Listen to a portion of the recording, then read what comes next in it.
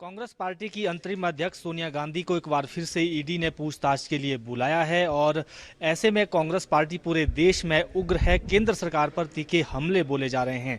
फिलहाल इसी विषय पर बातचीत के लिए खबरें अभी तक के साथ मौजूद हैं कांग्रेस पार्टी के प्रदेश उपाध्यक्ष नरेश चौहान।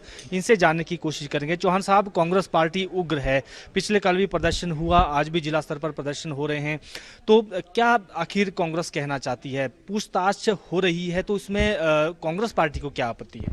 देखिए, कांग्रेस पार्टी को आपत्ति नहीं है। जिस प्रकार देश के प्रधानमंत्री जी ने अपने ईडी और इनकम टैक्स और सीबीआई को अपना टूल्स बना लिया है कि जो उनकी बात ना माने या जब देश के अंदर कोई बड़े मुद्दे हों उसको डाइवर्ट करना हो तो इन टूल्स का यूज़ करके देश के बड़े विपक्षी दल के जो नेता होते हैं, जैसे श्रीमती सोनिया गांधी जी है, राहुल गांधी जी है, आप 7 साल से ये ईडी का मामला चल रहा है, आज तक एफआईआर दर्ज नहीं हुई।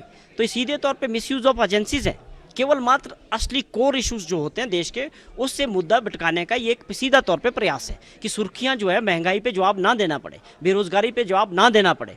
तो ये एक ऐसा प्रयास करते हैं मोदी जी। अब उनकी इस शैली को पूरा देश समझ चुका है। ये सीधे तौर पे कांग्रेस पार्टी प्रदर्शन कर रही है और अपने नेता के साथ खड़ी है। और हमारे नेता ने, चाहे सोनिया जी हो चाहे राहुल जी हो, उन्हें सीधे तौर पे कहा है कि हम डरने वाले नहीं हैं, ना ही दबने वाले हैं। एंड वो फेस कर रहे हैं इन्वेस्टिगेशन को। लेकिन आपकी मंशा क्या है? 7 साल से आप इस मामले को चला रहे हो, ये सवाल है। इसलिए हम धरना प्रदर्शन पूरे देश के अंदर कर रहे हैं, जिस प्रकार इन एजेंसीज का मिसयूज प्रधानमंत्री जी कर रहे हैं। भाजपा नेता कह रहे हैं कि कांग्रेस पार्टी इसको राजनीतिक रंग दे रही है, उनके पास मुद्दे नहीं है तो ईडी की जो पूछताछ हो रही है और सोनिया गांधी राहुल गांधी से पूछताछ हो रही है तो उसको मुद्दा बनाने की कोशिश कर रही है। देखिए, ये तो भाजपा की सोच है। हम तो पूछ रहे हैं कि आप 7 साल से क्या कर रहे हैं? आपने और बहुत सारी बातें की थी, केवल मात्र आपके पास यही एक काम है, नेशनल हेराल्ड करेगा। मोदी जी ने तो बहुत बोला था कि बड़ा स्विस बैंक में बहुत बड़ा धन है बाहर, वो कहाँ गया? 2 करोड़ नौकरियां कहाँ गई? आपने बहुत बड़ी बड़ी बातें की। आज डॉलर जो है 80 रुपये में बिक रहा है, उसकी वैल्यू 80 रुपये लग रही है। जब वो 65 रुपये था तो आप देश के प्रधानमंत्री का और मजाक उड़ाते थे। आज आप बताइए देश को कि क्यों ये 80 रुपये हुआ, क्या माना जाए इसको, कि मजबूत हुआ है क्या?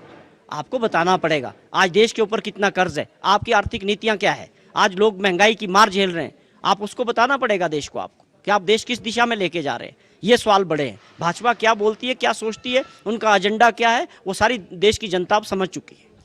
सेब का मुद्दा जो है कांग्रेस उठा रही है और आपको लगता है कि अभी जो सेब सीजन हो रहा है उसमें जिस तरह से जीएसटी की बात भी उठी, हालांकि प्रदेश सरकार ने राहत दी है, 6% जीएसटी जो स्टेट के हिस्से का है उसको माफ़ कर दिया है, तो क्या आप मानते कि राहत है ये बागवानों के लिए?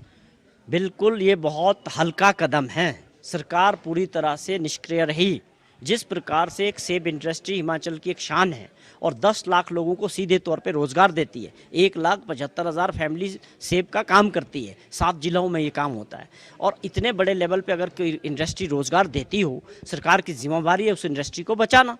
आप देखिए कि दुर्भाग्यपूर्ण है कि आज आपने 2020 में सरकार आई, इन्होंने सबसे पहले इंसेक्टिसाइड, फंजीसाइड और फर्टिलाइजर्स पे जो भी सब्सिडी बागवानों और किसानों की थी वो खत्म कर दी। आज आपने पूरे इस इंडस्ट्री को मार्केट के हवाले छोड़ दिया, पूरी तरह से लूट मची है।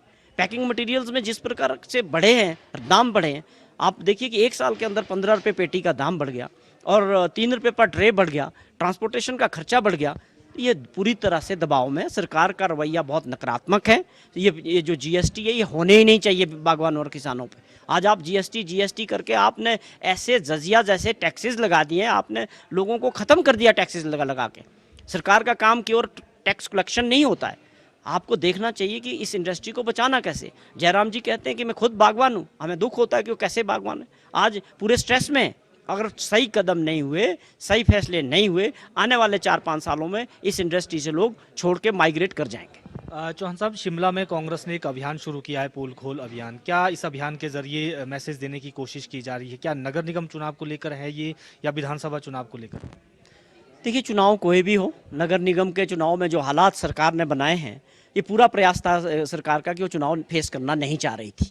और हमारा एक ये प्रोग्राम जो हमने शुरू किया है, ये सीधे तौर पे लोगों के बीच जाना है, हर घर जाके संपर्क करना है, हर कार्यकर्ता हमारा हर व्यक्ति तक पहुंचेगा कि हम ये बताने की कोशिश कर रहे हैं कि सरकार महंगाई को लेके किस तरह से बोझ लोगों पे डाला है। और आप बात करें कि महंगाई तो चारों तरफ बढ़ी है, लेकिन उसके बावजूद सरकार ने एक बड़ा काम कर दिया कि आप देखिए आटा, चावल या दूध, दही, इन चीज़ों पे जीएसटी लगा के और बोझ बढ़ा दिया।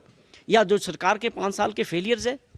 शिमला की अगर हम बात करें तो पानी की प्रॉमिस किया था कि 24 घंटे पानी मिलेगा, आज 5-5 दिन बाद पानी नहीं मिल रहा है। ट्रैफिक की समस्या है, मतलब कहने का शिमला के लोगों की समस्याएं कम होने के बजाय इन 5 सालों में बढ़ी है। और बहुत सारे मुद्दे हैं, इन सब को लेके हमारा कार्यकर्ता लोगों को बीच जा रहा है कि क्या हुआ इन 5 सालों में, सरकार ने क्या किया है। तो ये हमारा प्रयास है। बिल्कुल, ये थे कांग्रेस पार्टी के प्रदेश उपाध्यक्ष नरेश चौहान, और इन्होंने सीधे सीधे कहा कि जो ईडी की पूछताछ हो रही है उससे कांग्रेस को कोई आपत्ति नहीं है, लेकिन मुख्य मुद्दों से ध्यान हटाने के लिए और पुराना मुद्दा उसको जो है ईडी के जरिए इसको पूछताछ के लिए जो है वो उठाया गया है, और कांग्रेस की जो अंतरिम अध्यक्ष है सोनिया गांधी, उनको जिस तरह से प्रताड़ित किया जा रहा है उसके खिलाफ कांग्रेस का विरोध है। वीडियो जर्नलिस्ट सुभाष शर्मा के साथ प्रदीप ठाकुर, शिमला।